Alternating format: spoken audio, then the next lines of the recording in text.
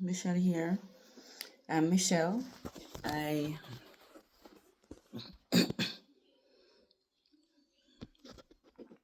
came to Ghana last year and moved into a house that started building. I have been here since, and I have done a couple videos about the move, about the land that I'm currently living on and building and improving on the house, progress on the house. So those are things that I'll be sharing. I have shared and will continue to share. This morning though, I looked at a video yesterday. I remembered had a thought when I was in the planning stages of coming here. One of the concerns I have was a lot of persons have turned their experiences into YouTube videos, and they have some of them monetized, some of them not. And one of the things that came to me was there was not much catered to persons who could not afford certain things. There was one young lady that I reached out to, and I expressed this to. I never heard from her again. Before that, I think when I expressed, interest in coming here, she started giving me information about rental, purchasing a property, cost of purchasing property. But I think she was focused on, Accra region. I didn't want to live in Accra because I wanted to own enough land with space so that is not concrete, so that I could actually do a little farming for myself. But when I expressed the concern that with all these consultations and the cost for consultations and the price for land in Accra and rental in Accra, it meant that persons like myself didn't have much options. Well, she didn't respond. I have since found my own way here through another help. But since getting here, Central Region, Asebo, Agendum region in particular, I'm realizing a couple of things because I've been making inquiries on behalf of other persons who are interested who don't have pensions, they don't have 401ks and so on. But the cost has changed significantly. At one point, you could get accommodations rent at 1,200 cedis, Ghana cedis. So the first issue is now they are saying they are quoting a lot of these rentals now in US. And when I say they are quoting it in US, well, let me stick to those that I have made inquiries into. And I'm hearing prices like 600 US, 800 US. One of the 600 US place that I heard of, it's a studio, and a studio at that price, well, to me it's ridiculous. Another diasporan was saying and quoting the prices that she was hearing, and she was saying these diasporans are getting ridiculous with the prices. But I'm realizing that many come, you have to live off a business. Some of them are making it a business, and they're not being, I don't want to use the word reasonable because I don't know what they paid to build their places. Some of them have Airbnbs that they have built, and it's supposed to be their income earner, what they live on. The fact that they are doing it for that focus, though, that's the focus, that's their income earner, that's what they're going to be living on. And many of, I don't want to say many, but I know there are diasporans who are here who still intend to try living like they're in the US, They want to be able to travel back and forth to the US regularly. They want to have the same gadgets from the US. They want to, and that's their choice. Why am I mentioning it? It's going to affect persons who want to come at the end of the day and are expecting or hoping to be able to afford to rent somewhere for a year or two and build at the same time. So what it looks like, it's becoming less and less likely that persons are going to be able to afford to rent somewhere to live for the duration of their own build. And I'm talking about it because it is a concern for those persons who are interested in coming. The prices are changing daily. Airbnbs that you could, rent for 300 US last year, you're not going to be able to get it for 300 US this year. When I did my checking in December, one house, 2-bedroom, bathroom, and so on, was going for 800 US per month. And one person reached out to me, another diasporan. She wanted to find out who I was, making inquiries for. And when I told her some of the prices, she thought it was ridiculous. So I was there thinking it was ridiculous at the back of my mind. But here was this other person now saying it's ridiculous to be telling persons who want to come that they need to rent for 600, 800 US. She, on the other hand, asked because she had somewhere renting for 4,000 Ghanaian cedis, which was 400 and something US. And I told her that, yes, it's ridiculous, but I guess that's the way they are going now. All right. So I don't want to be a judge. I don't want to discourage anybody. I just want you to think or keep that at the back of your mind that maybe what we are going to have to think about in our plans to come here is the purchasing of your own land and building what you can on your property to get here. Not discouraging those who want to do the rental, just suggesting that an option for those who don't want to. In my view, I didn't want to spend 4,000 US to give to somebody for their house, and that 4,000 US is 400,000 base, minimum. At the current rate, I think it's 11 something now, but I round it out to 10 every time since it went down to 10 when I got here. So at 4,000 US for the year is 400,000 Ghanaian cedis. And I guarantee you that can build your house, build you even a room and a kitchen for you to go on living in. You can build a storeroom large enough to hold some of your stuff that, so some of your materials, and you put a bed and have a bathroom built.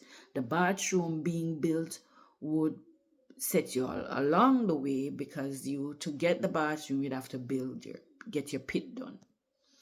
So if you get your pit done and your borehole and and the borehole currently is, there was a suggestion, I think I did something on a borehole recently. The recent suggestion is instead of doing 100 meters, you do 150 meters, which is 35,000, 25,000 for the 100. And if you do that, you have your water, you do your pit in terms of cedis. I dug my pit manually, and that was 4,000 cedis. And then in terms of the blocks, that was like 250 to 300, or was it 400? But even if you say it's 4,000 or 3 sections, and that would vary now depending on how high you want it and how wide or long. because people vary that. The cost, let me see, I don't want to think of the cost no, but at $9 per block, or $9, not $9, sorry, 9 cedis, 10 pesos. That's the last price I got for blocks. You can work out how much it would cost you to probably start out your pit. All right. It took say about 2 weeks, so that's another 3,000 cedis if you pay 150 for the mason and 120 for the laborer. So you're looking at say about 3,000 cedis for the labor, 2 weeks. Although if you're not careful, they will stretch it out and say 4 or 5,000 to dig the pit if you do it manually, and you add the block price. So it will give you an idea of what it would cost you to do the pit. But if you're gonna do a storeroom size place with your pits and your borehole, you'd have your water, you'd have your whatever, you'd have your water, you have your bathroom. It works out better. Well, that's just my opinion, as opposed to renting somewhere and I doubt you're going to get somewhere for 4,000 US per year. No, it gets worse. Possibilities still exist, but ballpark mark 3,000, 4,000 per year for renting somewhere to live that could accommodate your stuff, those persons who are moving or shipping things to have to use. I know some persons are shipping their tools and so on, but this video really is about the changes that are happening, because it is obvious now that diasporans are coming. The fluctuations in the price, the difference in what I paid last year as opposed to what you're likely to be paying this year. And of course, the longer you take to make a move, the more likely it is to get more expensive, and the less likely that you'll actually find somewhere in the region. Because right now, I don't think there are a lot of places nearby in this actual agendum region for you to rent. Another thing that is very concerning is the quality of the rentals, the standard of build. Diasporans, you get it from the diasporans, more likely it will be a good build. I have not heard of any diasporan who have low quality buildings because they want to be able to charge premium rates for the place, and to get that they make sure the bills for the Airbnb are up to standard. But if you are going to try and go around the diasporans to go into renting directly from Ghanaians, there are a whole lot of warnings I need to give you about that, because they usually don't build quality places. The bathrooms are smelly because they don't do proper piping, so that you don't have the gas from the pit coming up if they have pits. So you have to be careful how you rent. And if you do, inside is, I don't know, some of them it looks okay on the outside, but when you go in, window placements not good. It's built in such a way that you have all kind of spaces for lizards and all sort of insects, spiders and so on to come in. It's really not comfortable, especially if you're used to living comfortably in the US. You're renting directly from Ghanaians, a whole lot of warnings. I can give you a whole lot of warnings there. The order where we were living for the month before I moved into my house, it was smelly. It was so smelly. You had to, I don't know. I really don't know how to explain it, but you're not gonna like it. You're not gonna like it. The funny thing is, if you looked at these buildings from the outside, you would say, "Oh, well built, safe, whatever." But no, I think they cut a whole lot of corners to do it quickly so that they can get people in. Um, Not really cheap, but not well built. All right. And if you've been looking at my videos, even when they come build for me as a person, they do it to the men, but the men know, keep them on task and draw them to task and get them to fix. Me, no, not so much. So you have to think about those things when you're coming. You have to think about what it's going to cost you to rent plus build. And you have to think about the quality of the place that you're going to get if you're going to rent. And there are a couple persons who have videos too, YouTube videos, that talk about their rentals. There was this particular lady when I just got to Ghana who, so I think I started watching her before. That was her experience, the flooding of the yard, the poor quality of the build in terms of the fence, the possibility of flooding your house and so on. I don't have a problem with flooding here. I won't have a problem with flooding because of the elevation.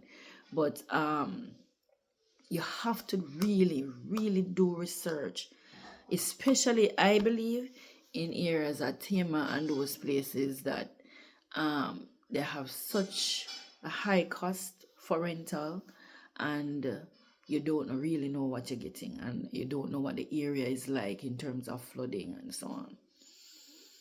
So it really can become a nightmare if you're not careful.